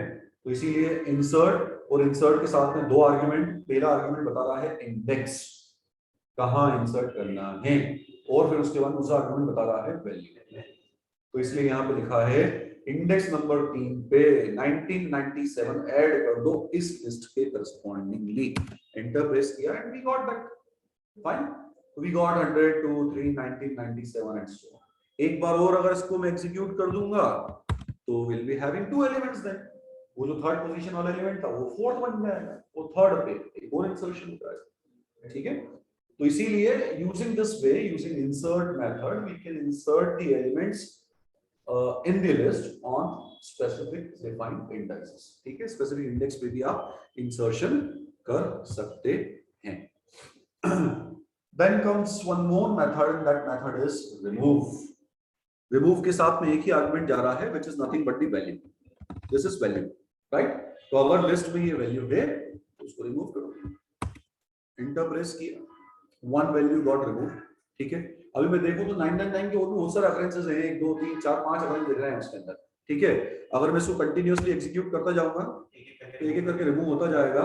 सवाल ये है कि कौन सा एलिमेंट रिमूव हो रहा है, जो पहला है, जो पहले मिल गया ट्रैवर्सिंग में वो रिमूव हो रहा है, फाइन।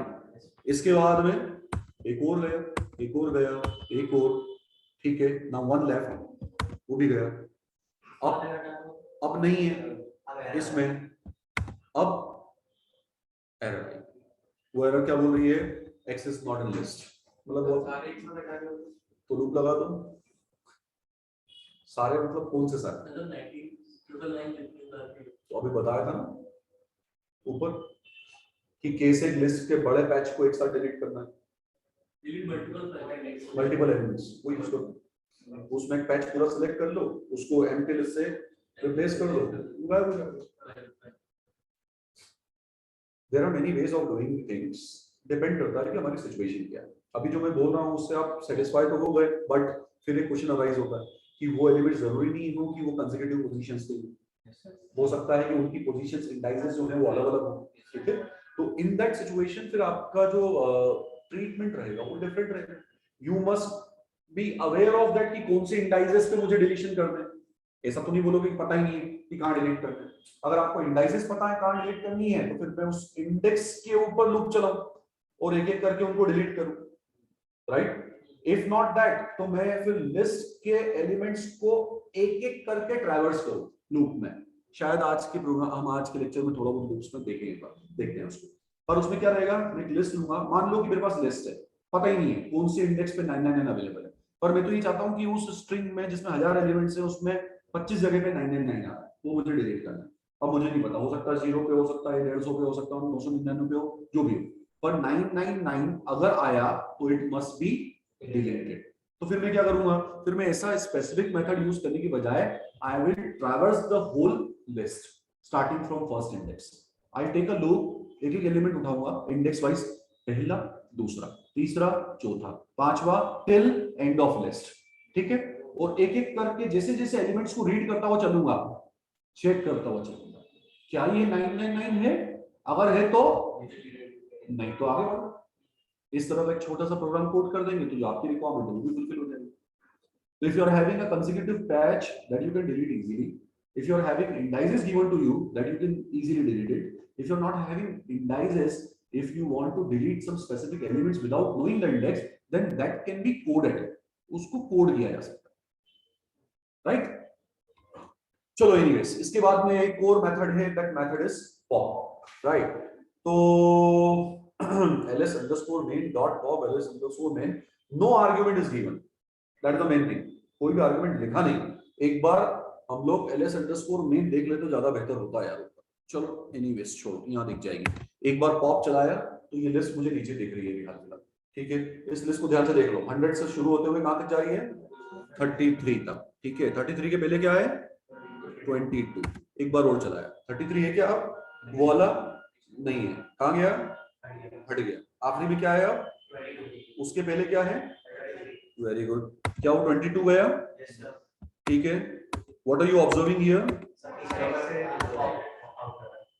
तो जो लास्ट इंडेक्स पे जो भी एलिमेंट रखा है that you are popping out of the list ठीक है उसको आप लिस्ट में से बाहर निकाल दो तो no need to give the index no need to give the element if the requirement is to fetch an element which is there at the end of the list आखिरी इंडेक्स पे तो that can be done using pop ठीक है उसको pop के जरिए जो है आप हासिल कर सकते हैं आई नीड टू चेक है ना this is just a check I am not sure about it क्या this element can be fetched in a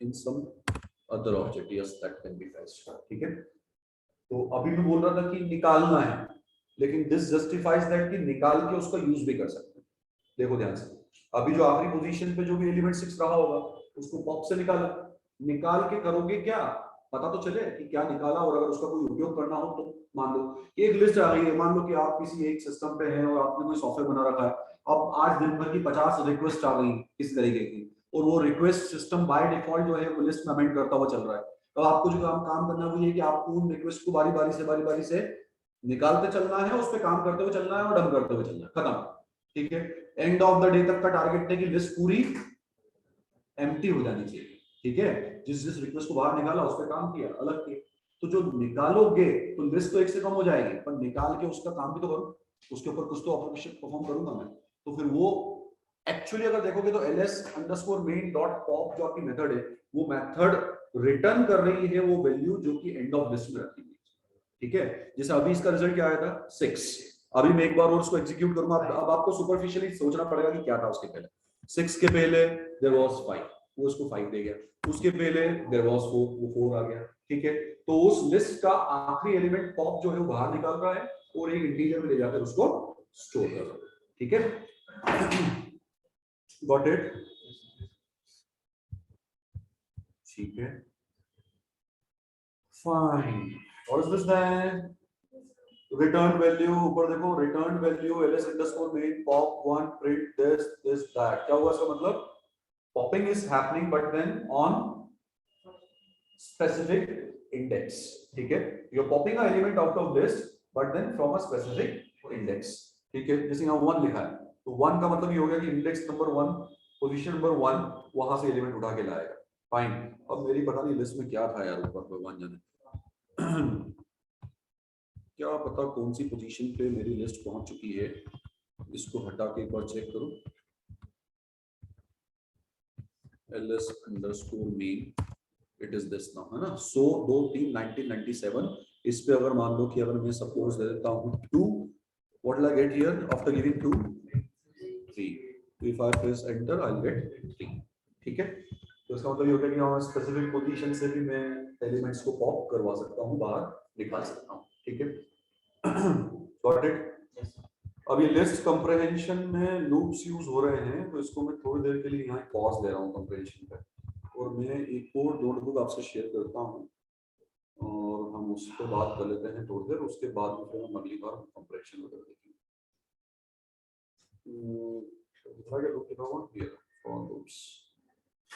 थोड़ा सा डिस्कशन करना है अभी तक हम लोगों ने जितनी चीजें पढ़ी हैं उसमें हम लोगों ने डेटा टाइप डेटा स्ट्रक्चर के नाम पे इंटीजर्स देखा फ्लोट देखा फाइन इसके बाद में स्ट्रिंग्स देखा बूलियन देखा इसके बाद में हम लोगों ने लिस्ट देखा अभी मैं एक चीज आपको बता रहा हूँ जो कि अब हमारे प्रोग्राम्स में ग्रेजुअली आने लगेगी and that is what you call loops ठीक है हम इफ कंडीशन देख के आए हैं इफ एल्स देख के आए हैं इफ एलिफ एल्स भी देख के आए हैं कंडीशनल एग्जीक्यूशंस के लिए प्रोग्राम याद है this is a good notebook है ना इस पे ध्यान देना थोड़ा सा सबसे पहली बात यहां अगर देखें अभी कोई लूप नहीं दिख रहा है ध्यान देना यहां मैंने लिखा है सबसे पहले string as an iterable finding iterator s using iter पता नहीं क्या क्या लिख देते हैं यहाँ पे पहला जो स्टेटमेंट है ना उसमें देखना अंदर क्या लिखा है ब्रैकेट के अंदर as an argument one string is given that string contains a name SATISH right उसके ऊपर we applied a method, that method's name is ITER, ठीक है, iter ऐसा बोलते हैं उसको, ITER, और उस मेथड को अप्लाई करने के बाद we are fetching the result in S, वो रिजल्ट जो है हम S में फैच कर रहे हैं, ठीक है। तो कुछ हुआ है, मतलब स्ट्रिंग के ऊपर a method has been applied and the result has been fetched into S, fine। इसके बाद में I used print few times, अगर देखोगे तो पहली बार मैं लिख रहा हूं print what next of S, ये S वो है जो वहां पे जनरेट हो गया है, ठीक है, print next of S, फिर वापस से वही चीज करी, फिर वापस से वही चीज करी, और इस तरीके से अगर आप देखोगे तो मैंने 1 2 3 4 5 6 लेट्स से 6 बार इसको एग्जीक्यूट किया, and then I am getting this result, fine. What are you observing, there was a string, ठीक है, SATISS, that was a single string, उस सिंगल स्ट्रिंग का एक एक कैरेक्टर, ठीक है, वो हम यहाँ पर बारी बारी से देख रहे हैं कि हमारा प्रिंट जो है उसको डिस्प्ले कर रहा है, राइट। कुछ वर्ड्स में यूज कर रहा हूं, उन पे ध्यान देना।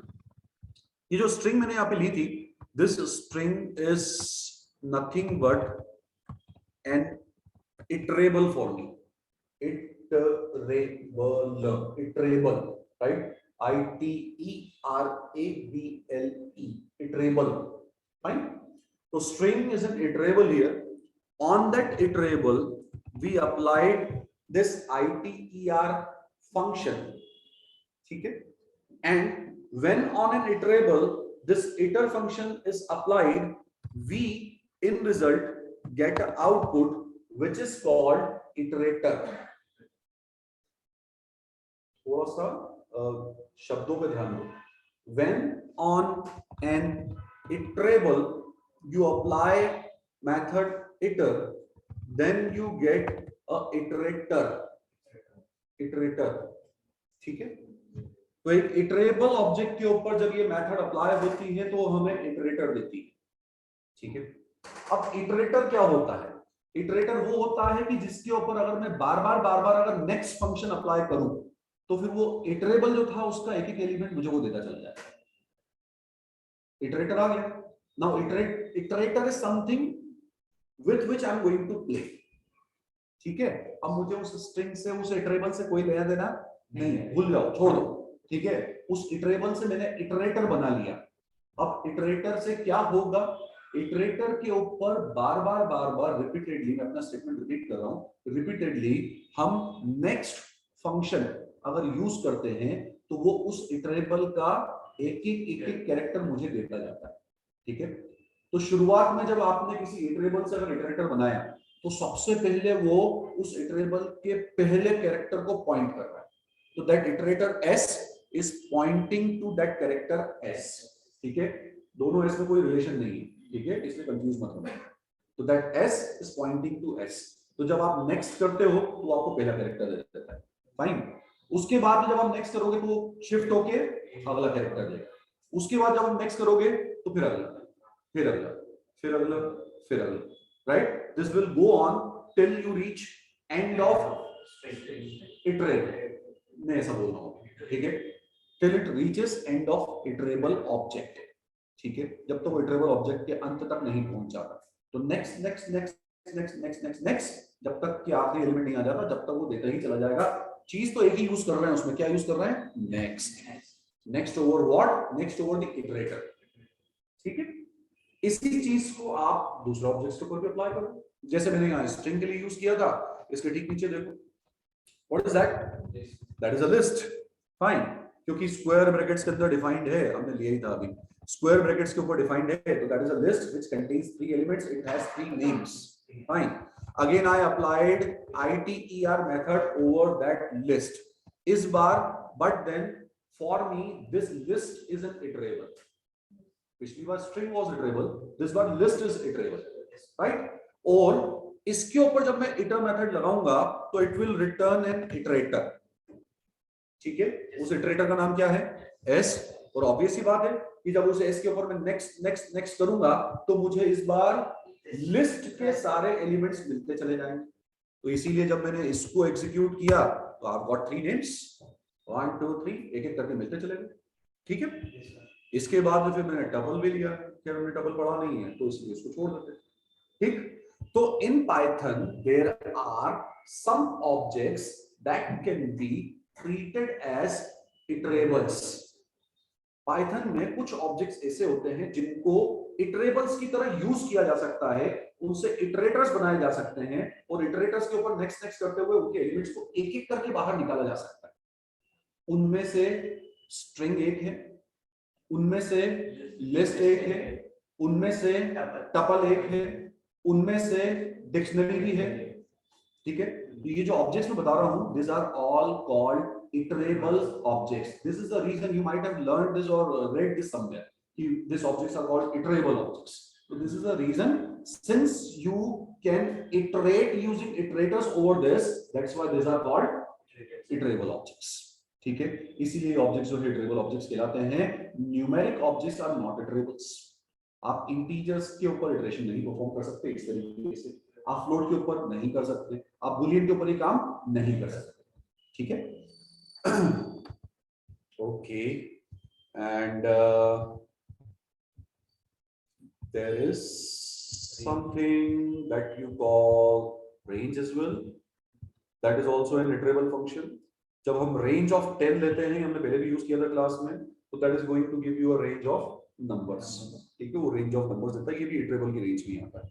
ये एक कंटेंट है जो मैं आपके लिए लिख के लाया था, इसको हमें पढ़ना है। ठीक है, इसको हमें पढ़ना है और समझना है। What is this? We are going to basically now use for loops in our programmes.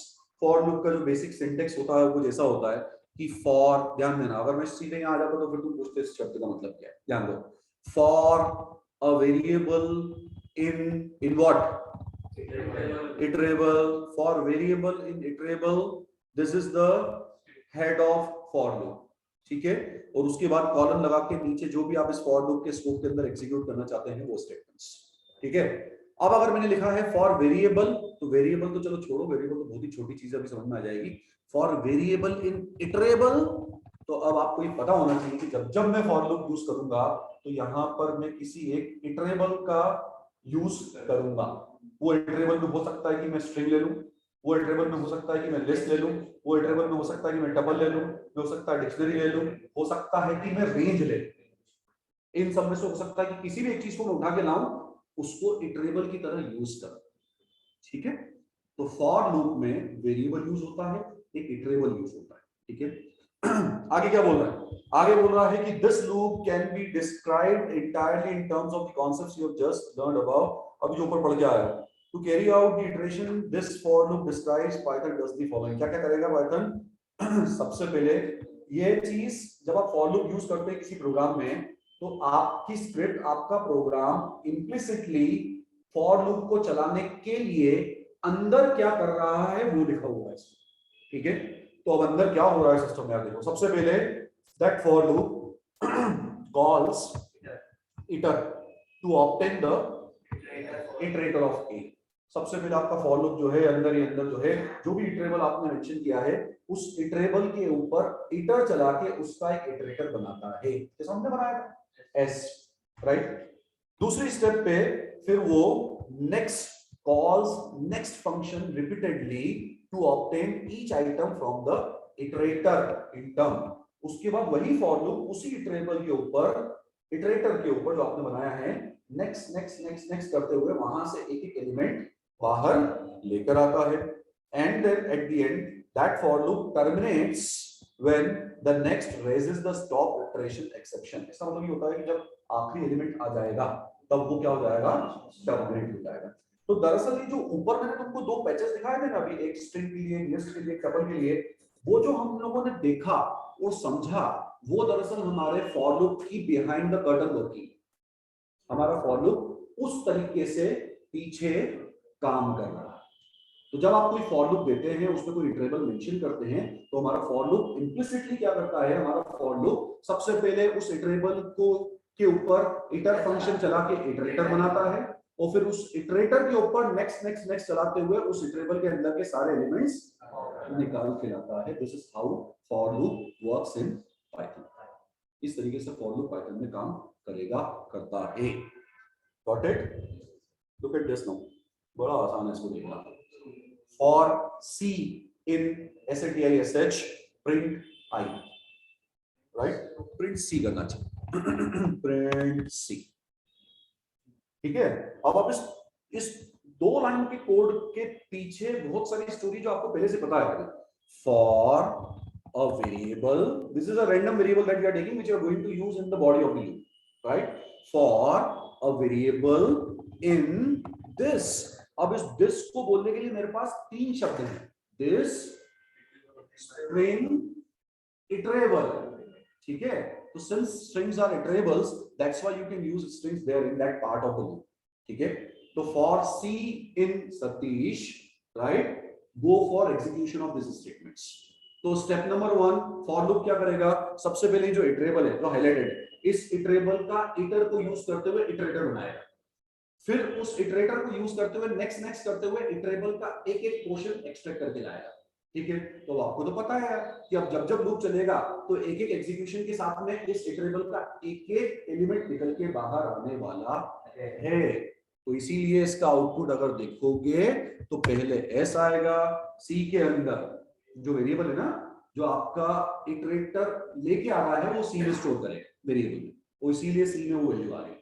तो पहले लूप में पहले एग्जीक्यूशन में क्या आएगा?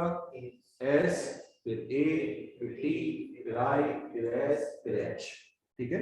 ये थोड़ा बहुत ज्यादा टेक्निकल हो गया। जिन लोगों को पता ही नहीं कि लूप्स क्या होता है, पहली बार प्रोग्रामिंग पढ़ रहे हैं, उनके लिए इसमें 2 लाइन और जोड़ देता हूं। लूप्स का मतलब क्या होता है कि जब आप एक कोई प्रोग्राम बनाते हैं और उस प्रोग्राम के अंदर अगर मान लीजिए कि आपको ऐसा लगता है कि यार ये 2 स्टेटमेंट है यार, इसको तो मुझे बार-बार एग्जीक्यूट करना है, बार-बार, ठीक है, मैं इन 2 स्टेटमेंट को 10 बार एग्जीक्यूट करना चाहता हूं। तो एक तरीका तो ये है कि ये 2 स्टेटमेंट को मैं 10 बार लिखूं, 1 बार, 2 बार, 3 बार, 4 बार, 5, 6, 7, 8, 9, 10 बार लिखूंगा तो जायज सी बात है कि 10 बार एग्जीक्यूशन हो ही जाए।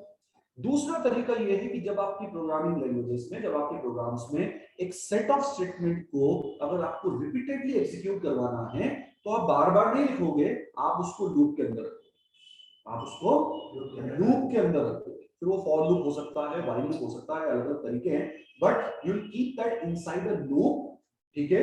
और लूप का मतलब ये होता है कि लूप ये बताता है कि इन 2 स्टेटमेंट को इतनी बार एग्जीक्यूट करो। तो मैं बोल दूंगा इन 2 स्टेटमेंट को 10 बार चलाओ, तो फिर क्या होगा, प्रोग्राम में उसको 10 बार लिखने की आवश्यकता नहीं है। लूप को पता होगा कि इसको 10 बार चलाना, इसको 20 बार चलाना है, इसको 50 बार चलाना है, या इसको तब तक चलाना है जब तक कि हमारे वेरिएबल की वैल्यू नहीं हो जाती है, इसको तब तक चलाओ जब तक कि नाम ये नहीं हो जाए, इसको तब तक चलाओ जब तक एंड ऑफ फाइल नहीं आ जाए। ये हमारी रिक्वायरमेंट्स के ऊपर डिपेंड करेगा, भाई, ठीक है। तो लूप्स मतलब executing a specific set of statements multiple times without rewriting them multiple times. उनको बार-बार लिखने की आवश्यकता नहीं है। और यहाँ पे क्या हो रहा है, अगर किसी को अभी भी समझ में नहीं आया तो पहले ध्यान देना बेटा, पहले ये आपके लिए डिबगिंग कर रहा हूँ। सबसे पहले ये फॉर लूप आएगा, ठीक है। अब ये इटरेबल सब भूल जाओ, फॉर लूप आएगा। सबसे पहले for see a variable in this, सबसे पहले ये वाला कैरेक्टर उठेगा एस, वो किस में जाएगा, वेरिएबल सी में। उसके बाद में ये प्रिंट चलेगा, इसीलिए क्या प्रिंट हुआ है सबसे पहले नीचे एस। उसके बाद में अगले एग्जीक्यूशन में क्या उठेगा, ए कहां जाएगा, सी में, फिर एग्जीक्यूट होगा प्रिंट ए। इस तरीके से एग्जीक्यूशन में for print, for print, for print, for print.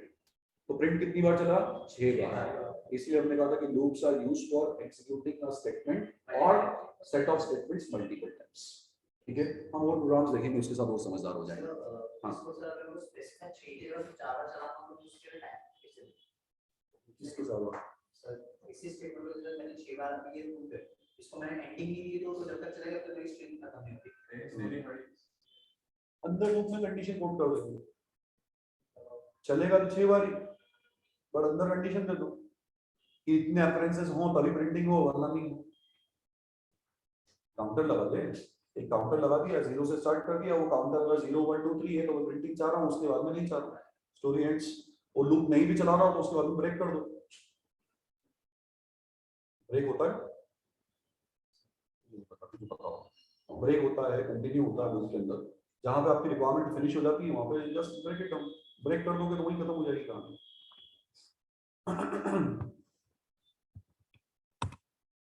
Look, count equals to 0. Fine. I went inside this. I'm printing C. Fine. इसके बाद मैं I'm giving something. If this count is less than or equals to 3, उस case में मुझे printing करवानी है। तो अगर if this count is greater than 3, then break. ओहो, क्या बाद में आएगा? एक सेकंड रुको यार, देखते हैं इसको। नहीं प्रिंटिंग होगी, ये भी चलेगा। इसको इसके अंदर कोड करेगा तो कंडीशन के अंदर इफ, अरे यार कैसे चलेगा ना, काउंट की वैल्यू तो अपन ने बढ़ाई नहीं, काउंट की वैल्यू बढ़ानी पड़ेगी। count equals to count plus 1. Let's see what happens with this. एक आध कैरेक्टर कम हुआ, मतलब this way you can manage. ये इंडेक्स वगैरह चेंज कर लो। तो 0 इंडेक्स आया, 0 इंडेक्स के लिए प्रिंटिंग हो गई, फिर 1 आया, 1 के लिए प्रिंटिंग हुई, 2 आया, 2 के लिए प्रिंटिंग हुई, 3 के लिए प्रिंटिंग हुई। ठीक है, तो 0 1 2 3 गॉट प्रिंटेड। तो प्रोबेबली ये मैं स्टेटमेंट कहीं अगर आगे पीछे दूंगा तो मेरा काम हो जाएगा उससे। पर हाँ, इस तरीके से आप मैनेज कर सकते हो। फिर मैनेज दी शो ये यहाँ चेंज करके if count is greater than 3 या ग्रेटर देन, तुझे क्या प्रिंट करवाना है इसमें बेसिकली? चार लेटर्स के अनुसार बना ले। यहाँ पे काउंटर कहाँ तक जाना चाहिए ये देख ले एक बार। ये ग्रेटर देन 3 था तो ग्रेटर देन इसमें 2 करके देखता हूँ तो शायद ये हो जाएगा, ये होगी। कुछ ना कुछ वैल्यू मैनेज कर लोगे तो हो जाएगी। मतलब कुल मिला के हम जो हमारी रिक्वायरमेंट है, कस्टमाइज रिक्वायरमेंट्स जो है उनको वी कैन कोड इनसाइड, उसके अनुसार वी कैन डू फाइन। बाकी जो चीजें अपन ने लिखी अभी ब्रेक ब्रेक अपन पढ़ेंगे, ये अपन ऐसे ही कर लिया रेंडम, अभी इसलिए ज्यादा लोड मत लेना उसको। चलो ये अगला एग्जांपल देखो, अभी हम वही कर रहे थे, वहीं आ जाते हैं वापस। For name in this print name, तो ये क्या है वापस से फिर वही, ये नेम एक वेरिएबल है। So for variable in this iterable, this is a list. ठीक है, तो इसीलिए फॉर लूप क्या करेगा, सबसे पहले इस इटरेबल का इटरेटर बनाएगा और उस इटरेटर के सहायता से एक एक एलिमेंट लिस्ट का लेके आएगा और उसको सेव कहां करेगा, नेम है। तो हर बार फॉर लूप के एग्जीक्यूशन के साथ में एक वैल्यू नेम में जाएगी और उसके लिए वो लूप चलेगा। ठीक है, तो इसलिए पहली बार में पहला नाम आ गया, दूसरी बार में दूसरा नाम आ गया, तीसरी बार में तीसरा नाम आ गया। Same thing can be done with tuples as well and then I have done a thing with range as well. ये for I in range 10 we executed the same thing। वो रेंज 10 का मतलब अपन पहले भी देख के आए थे, 0 से स्टार्ट होता है वो कहां तक जाता है, 9 तक जाता है। ठीक है, तो that range 10 is also an iterable that contains many values, those are from 0 to 9। तो वो 0 to 9 वैल्यूज एक एक करके आई में जाएगी और उसकी प्रिंटिंग होगी बारी बारी से। ठीक है, तो this is how the loops are working. इस तरीके से लूप्स जो है वो यहाँ पर काम कर रहे हैं। कहां पर बेटा, रेंज का जो काम करने का तरीका है वो यही है कि रेंज जब आप देते हो रेंज ऑफ 10, तो उसका मतलब ये हो गया कि that will give you a range of values that will start from 0 and that will go up to 10 - 1 मतलब 9। ठीक है, अब ब्रेक भी है, कंटिन्यू भी है। चलो अच्छा, फॉर लूप्स में कोई डाउट तो नहीं किसी को? कोई पढ़ाई छोटे मोटे प्रोग्राम्स और बना के देख लेना हो जाएगा। एक आध प्रोग्राम में दिखा देता हूँ उनको जाते फॉर लूप का 2 मिनट।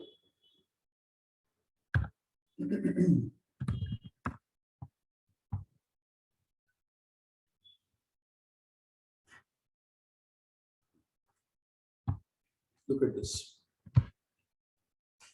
देखो बहुत इजी छोटा सा प्रोग्राम है और 2 मिनट में कहानी खत्म हो जाएगी, पर समझ में आ जाएगा कि हाँ अच्छा लूप्स लिस्ट मिलाकर एक प्रोग्राम बनाया हमने। ठीक है, इस कोड को देखो। What you have taken to variable a list जिसका नाम है list1, राइट। इसमें there are few elements in exact 1 2 3 4 5 6 7 8 9 10 elements are there, right. अलग अलग तरह के एलिमेंट्स हैं, ऑल इंटीजर्स।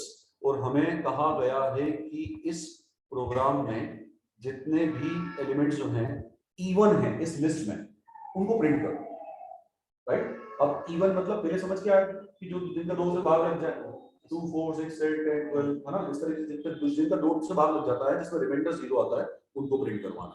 तो इस रिक्वायरमेंट को फुलफिल करने के लिए मतलब कोड तो ऐसा किया गया था कि your list would be there and you need to find या fetch all the elements of those of that list which are even numbers, ठीक है। तो सबसे पहले क्या किया, एक लूप लगाया, क्योंकि हमें पता होना चाहिए कि अगर लिस्ट के अंदर के तमाम एलिमेंट्स में से अगर इवन छांटना है तो सबको देखना तो पड़ेगा, जब तक सबको देखूंगा नहीं तब तक छांटूंगा कैसे, राइट। तो सबको देखने के लिए उस लिस्ट के पहले एलिमेंट से लेकर आखिरी एलिमेंट तक हमें एक पूरी जर्नी कवर करनी पड़ेगी, एक एक एलिमेंट उठाना ही पड़ेगा, राइट। तो that's why we are planting here a loop, right. एक ऐसा लूप जो हमें लिस्ट के पहले एलिमेंट से लेकर आखिरी एलिमेंट तक लेकर जाएगा। तो मैंने एक लूप लगाया for I in list 1 and I know list 1 is an iterable, मुझे पता है लिस्ट एक इटरेबल है। इटरेबल का मतलब ये होता है कि इसके अंदर एक एक एलिमेंट लूप के हर इटरेशन के साथ में निकल के किस में जाएगा, आई में जाएगा, वेरिएबल, ठीक है। तो इसीलिए जब ये एग्जीक्यूशन होगा फॉर का, समझो बेटा बात को, अब आपका फॉर ये है, ठीक है। इस फॉर के अंदर कितने स्टेटमेंट दिए हैं, 2 स्टेटमेंट है फॉर को एक्सक्लूड कर, ठीक है। फॉर को एक्सक्लूड करके 2 स्टेटमेंट है, उनका एग्जीक्यूशन होना है हर एलिमेंट, ठीक है। सबसे पहली बार जब फॉर चला, मैं आपके लिए डिबगिंग मोड में ही डिस्क्रिप्शन दे रहा हूं, जब पहली बार फॉर चला तो आई के अंदर कौन सी वैल्यू आई, 1, ठीक है।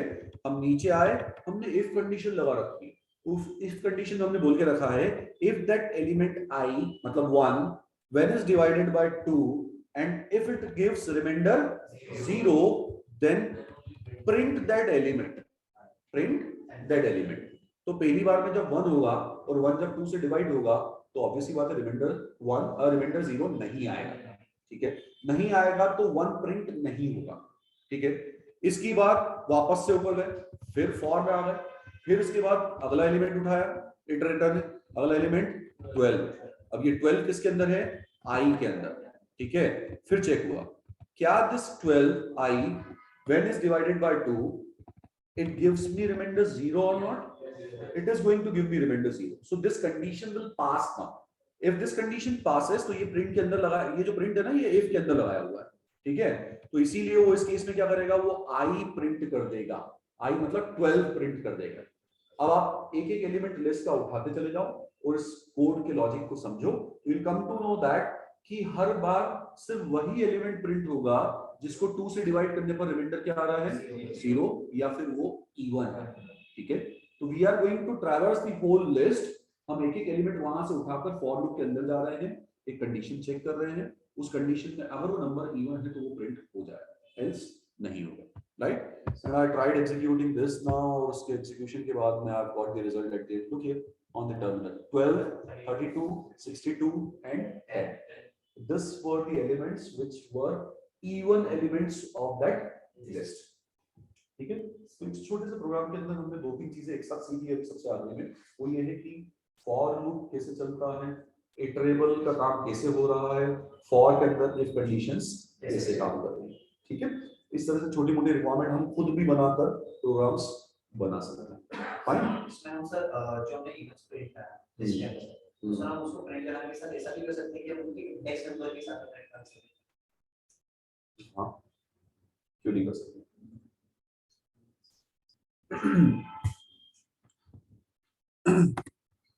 फिर वही बात है यार, मेरे लिए एक और वेरिएबल है, सपोज वो वेरिएबल है काउंट, जिसकी वैल्यू शुरुआत में क्या है, 0, फाइन।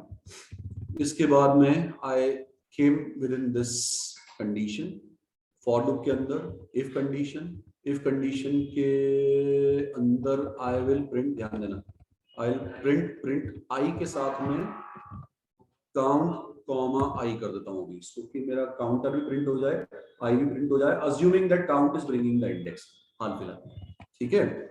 इसके बाद में चाहे वो इफ कंडीशन पास हो या चाहे ना हो, काउंट को मैं 1 से बढ़ा रहा हूँ। इसका मतलब ये हो गया कि अगर लूप चलता रहा तो चाहे वो इवन आए चाहे ऑड आए, काउंट तो हर बार बढ़ता ही रहेगा। मतलब पहली बार लूप चल रहा था, काउंट की वैल्यू क्या है 0, दूसरी बार लूप चल रहा था, काउंट की वैल्यू क्या है 1, तीसरी बार में 2 3। इसका मतलब ये हो गया कि I have created a virtual index here. तो जिस मान लो अगर पांचवी पोजीशन पे इवन मिल गया, तो पांचवी पोजीशन पे काउंट की जो भी वैल्यू है that will be getting printed. इसको चला के देख लेते हैं, थोड़ा प्लस माइनस एडजस्ट कर लेंगे, एक बार क्या आ रहा है देख लेते हैं। हमारा पोजीशंस क्या है, 12 is on position number 1। Let's see is it happening, Yes, sir. Yes it is happening, है ना। तो index 1 element 12, index 2 element 32 and so क्या हम इसको किसी लिस्ट में भी सेव कर सकते हैं? हाँ कर सकते हैं। मैंने पिछली बार बोला था ना, there is a golden rule कि कभी भी कोई सवाल पूछा जाए तो जवाब ये नहीं देना है कि ये नहीं हो सकता, वो हो सकता है, but you need to find the ways of doing. वो कैसे होगा वो हमें पता करना पड़ेगा, ठीक है। चलो rest in next see. Sir, इसका शॉर्टकट में रखा है, मेरे को विजुअल स्टूडियो ही चल रहा है।